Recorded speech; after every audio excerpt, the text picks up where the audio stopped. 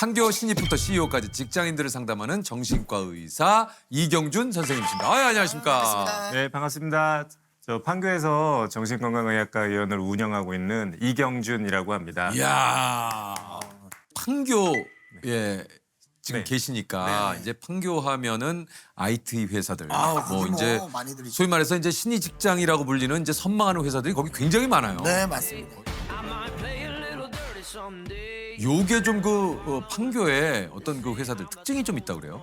근데 판교 자체가 뭐 IT 기업, 뭐 게임 회사 특히 그렇죠, 다들 그렇죠. 잘 아시는, 근데 뭐 대기업, 뭐 여러 가지 기업들이 어울려 있는 큰 단지고 거기에 이제 굉장히 이제 뭐 연봉도 높고 그렇죠. 또 아주 그 성취지향적이고 아주 목표지향적이고 정말 열심히 살아오고 뭐 사실 능력도 좋으시고 한 분들이 정말 다양하게 어우러져서 직장 생활을 하고 있는 그런 지역입니다.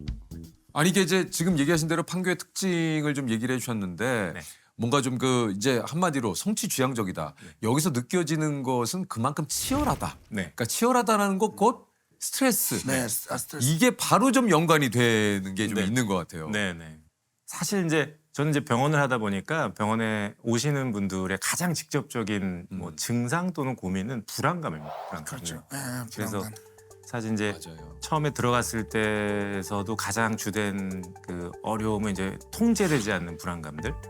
사실 이제 직장인들을 관통하는 가장 힘든 감정은 이제 불안감인 거죠, 사실.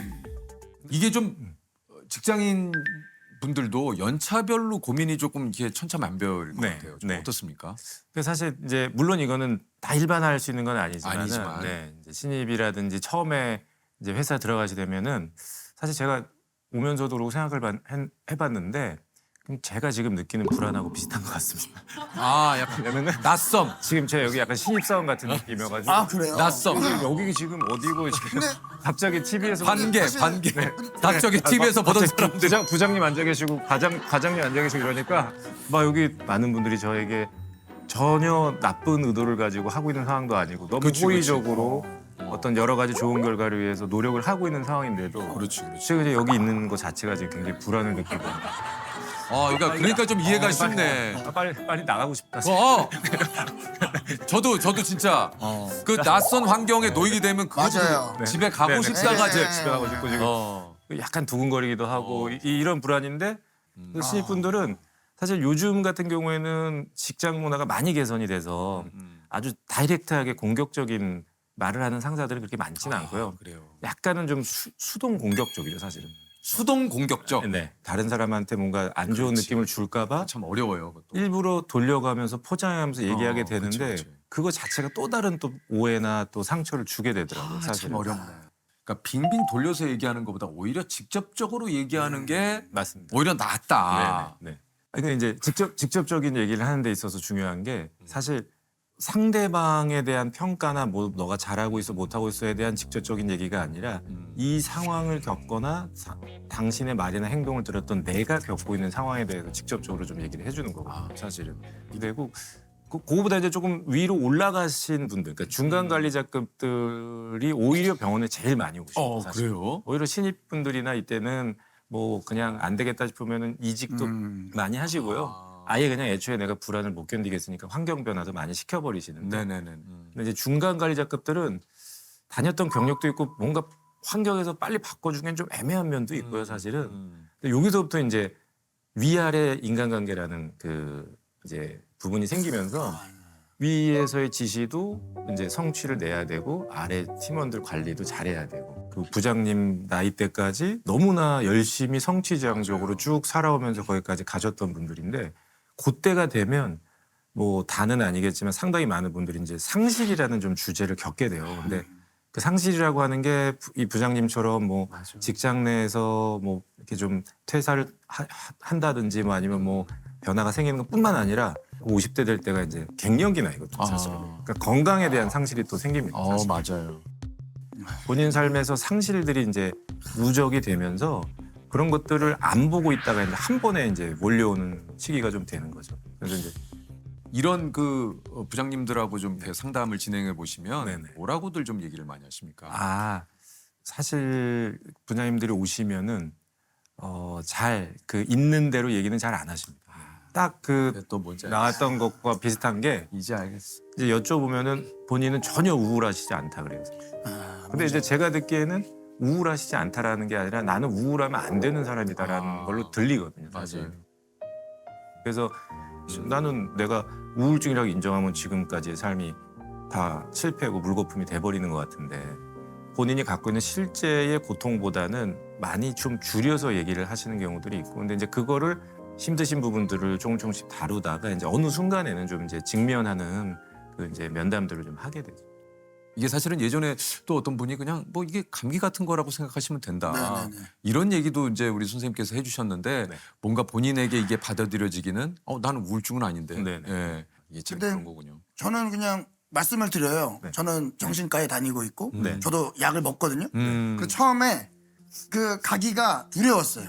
그래요. 예, 저도 뭐 일을 하다 보니까 뭐 이런저런 머리 그래요, 그래요. 아픈가 봐 이런 게 있는데 그래도 이걸 통해서 네. 좀 괜찮아지지 않을까? 맞습니다. 네. 라는 생각하게 돼서 네네. 네. 더 건강하게 네네. 좀 시간을 보낼 수 있지 않을까? 네, 그러니까 이제 부장님도 어떻게 보면은 인생에서 처음으로 자기 자신을 위한 선택을 좀 해보는 거죠. 그래요. 네네네. 내가 좀 편해지기 위한 선택들을. 네. 이게 선생님께서 그 또 ADHD 전문이시라고 하는데 네. 성인 ADHD가 10년 새 20배가 네. 증가를 했다고 합니다. 요즘 그 성인 ADHD도 진짜 얘기가 좀 굉장히 많잖아요. 맞아요. 네네. 이게 좀 그 설명을 좀 해주신다면요. 그러니까 ADHD 자체가 사실은 그 질병의 개념보다는 약간 성향의 개념에 가까운 거기 때문에 사실 ADHD가 있다고 막 병이다, 뭐 질병이다 이렇게 보는 관점을 저는 많이 갖고 있지 않고요. 제가 느끼는 핵심은 ADHD에 잡생각이 많습니다. 잡생각이 많다라는 게 무슨 의미냐면 본인이 노력을 안 해도 막 재밌는 생각, 막 이상한 생각, 뭐 4차원 같은 생각, 뭐 창의적인 생각, 뭐 걱정 이런 게 본인 노력 여하에 상관없이 여러 가지 생각들을 팍팍팍 하게 되는데 근데 너무너무 큰 장점이기도 하고 자산이기도 한데 그렇죠. 문제는 이 상태에서 내가 뭐 회의를 하든 숙제를 하든 집중을 요하는 활동을 할 때 이걸 하면 되는데 하다가 뭐 A라는 생각이 떠오르면 거기를 갔다 와야 돼요. 머릿속에서. 나도 모르게. 맞아요. 하다가 또 B라는 생각이 떠오르면 갔다 와요. 또 하다가 C라는 생각이 떠오르면 갔다가 문제는 근데 나 지금 뭐 하고 있었지 하면서 이렇게 놓쳐버려요. 디스트랙션이 자주. 방해를 굉장히 쉽게 받는데 맞아요. 문제는 본인이 굉장히 몰입돼 있거나 관심 있는 거 할 때는 굉장히 하이퍼 포커스를 하게 돼요. 그러니까 집중을 못 하시는 분들이 아니라 집중의 편차가 네. 모티베이션의 수준에 따라서 크게 차이가 나죠. 아, 이런 두 가지 특징이 저는 핵심적인 특징이고 이걸 이제 라이프롱하게 좀 평생에 걸쳐서 갖고 계시는 분들을 이제 전형적인 ADHD라고 보고 있고. 이게 저 병원에 이제 그 상담을 받으러 오시는 분들 가운데도 이 이제 성인 ADHD 환자분들의 특징 중에 하나가 병원에 올 때도 좀 늦는 경우가 많고 이 문을 안 닫는다. 이게 좀 그래요. 이런 특징이 좀 있으시대요. 그냥 이제 진료실에서 보면 그냥 이거는 다는 아니지만 항상 15분을 늦으세요. 희한하네. 예약제, 희한하네. 예약제인데도 참 그래서 희한하네. 이제 그 예약인데도. 예약제인데 항상 15분. 제가 통계를 내보면은 20분도 아니고 15분이에요. 딱 집어. 이게 그리고 또 이제 문을 안 닫으세요. 그러니까 이제 소파에 앉아서 본인 사적인 얘기를 해야 되는데 문이 헝하니 열려 있는 거죠. 뒤에 다른 분들 다 있는데 그러니까 모든 사람들이 다 이상하다고 생각하는데 본인은 지금 왜 진료 시작을 안 하시지? 그래서 이제 연속된 수행된 과정들 중에 미싱되는 게 있는데 그것도 의도적인 건 아니고 그렇죠. 이게 의도적인 게 아니죠. 하나 더 얘기해 드려도 될까요? 말씀해 주세요. 제가 그 요즘 초등학교 아이들이 이제 배낭에 주렁주렁 메고 다니는 이제 인형 키링. 같은 거, 네. 키링 같은 거 너무 귀여워서 어떤 분이 선물로 주셔서 제 진료본 책상에 놨어요 이렇게. 근데 이제 누가 봐도 저거 뭐지 관심 가져. 근데 대부분 이제 심각한 얘기 하러 오셔가지고 진료 보면서 뭐 그 얘기를 하지는 않잖아요. 그냥 보긴 하는데. 그렇죠. ADHD 분들이 이제 딱 시작하시자마자 저 얘기를 하고 싶어서 계속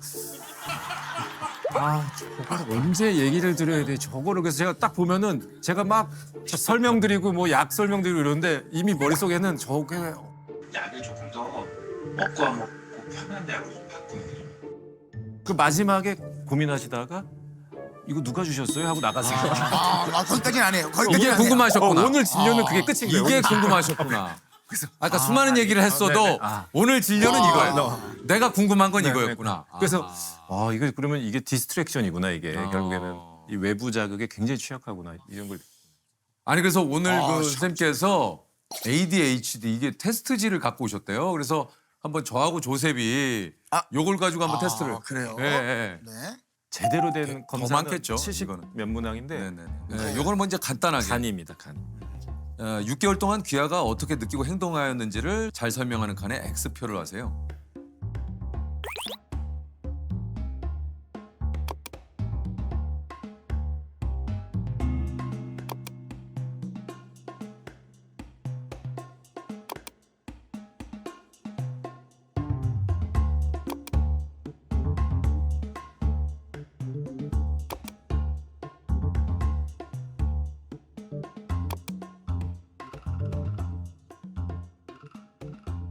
근데 이제 보통 요 검사는 6개 항목 중에 4개 항목이 요 색깔 칠해진데 체크가 되면 ADHD가 의심될 수 있으니까 그 이후에는 뭐 병원에 가든 뭐 본인이 좀 더 팔로우 체크를 좀 해보자라는 의미의 테스트인데 유재석 씨께서 하신 요 결과가 아주 전형적인 이제 유부장 결과입니다. 아 요게 요게요?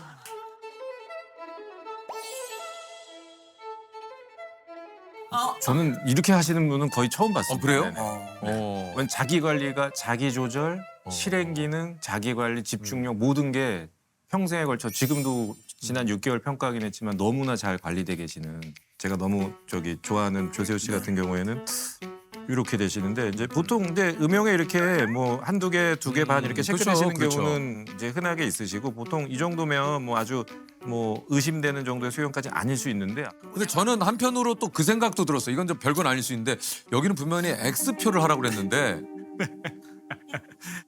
난 동그라미라서. 야, 전혀 안 봤네. 아니 이거 그러니까 어. 여기는 이 X표를 하라고 그랬거든요. 네. 아, 이게 핵심이었네. 뭐 사실 이게 어떤 아니 결과 방탈출의 키였네. 방탈출의 키. 아니 아니야? 재밌네. 표를 약간 하라고 저는 했을까? 좀 긍정적인 사람이라. 그래서 굉장히 선호하지 않아요.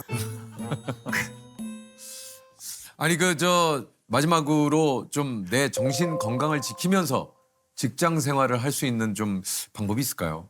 아까 말씀드렸지만은 직장 생활 하시면서 제일 많이 힘들어하시는 게 불안이라고 하는 측면인데 불안의 반대가 이제 이완이다 사실. 불안하지 않게 하는 게 아니라 좀 적극적인 형태로 이완하는 방법들을 찾는 것들을 좀 설명을 드려요. 근데 이완이라고 하는 게 뭐 어려운 게 아니라 실제로 몸을 이완시키는 모든 방법들은 저는 좋다고 보거든요. 그래서 뭐 정말 일 끝나고 내가 좋아하는 차 한 잔 놓고 뭐 10분, 20분 그냥 한 잔씩 먹으면서 그냥 그 오늘 하루 생각이나 감정들 좀 흘려보낸다든지 이런 방법들을 여러 가지를 좀 본인만의 방법들 좀 개발을 한다든지 그리고 이제 또 하나 말씀드린 게 이제 비슷한 개념인데 가만히 노력을 안 해도 부정적인 감정들은 나의 노력과 상관없이 자꾸 찾아오는데 내가 노력을 안 하면 긍정적인 감정이 찾아오지는 않더라고요. 그래서 결국에는 긍정적 감정을 느끼기 위해서는 어느 정도의 노력이나 시도들이 필요한데 그 노력이라고 하는 게 대단한 게 아니라 여러 가지 다양한 좀 놀이를 좀 시도를 해보시는 걸 권유드려요.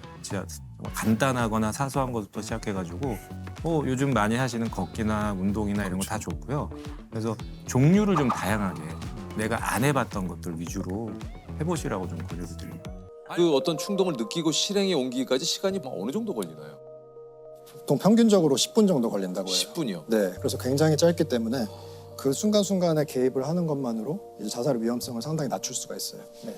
아니 근무를 하시면서 사실 이런 시도를 하셨다가 생존하신 분들도 많이 좀 보셨을 거 아닙니까? 네. 보통 이렇게 그분들께서 이제 깨어나시면 어떤 얘기를 주로 하시나요? 대부분 10중 8구의 경우에는 내가 살아있어서 다행이다라고 말씀을 하세요. 그래서 제가 실제로 뉴욕에서 병원에 일할 때 거기에서 자신 얼굴에 총을 쏜 할아버지가 있었어요. 근데 이게 다행히 비껴가서 여기 일부가 손상이 되신 거예요.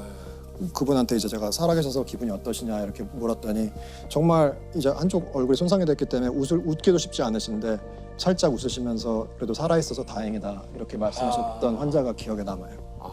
제가 응급실에서 정신과 쪽 문제, 특히 자살 생각으로 오신 분들한테 꼭 드리는 말씀이 오늘 병원에 와주신 결정 정말 잘하신 결정이에요. 이렇게 말씀을 드리고요. 용기 내주셔서 고맙습니다. 이렇게 말씀드립니다. 용기 내주셔서 고맙습니다.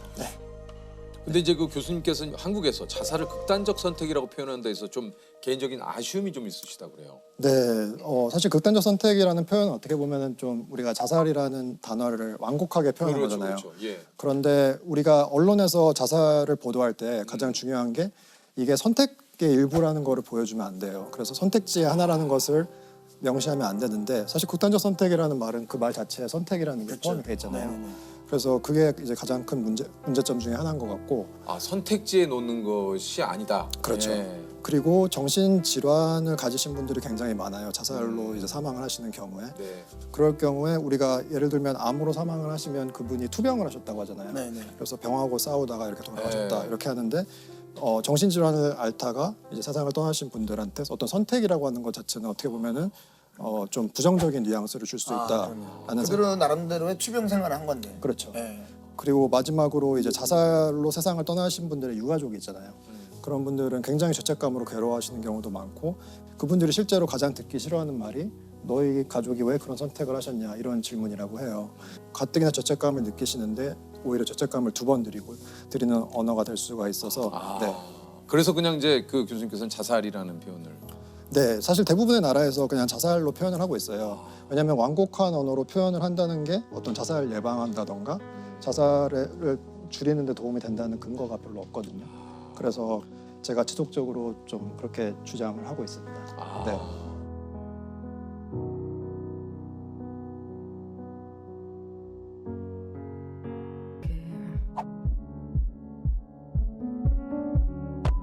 Thought I could fly,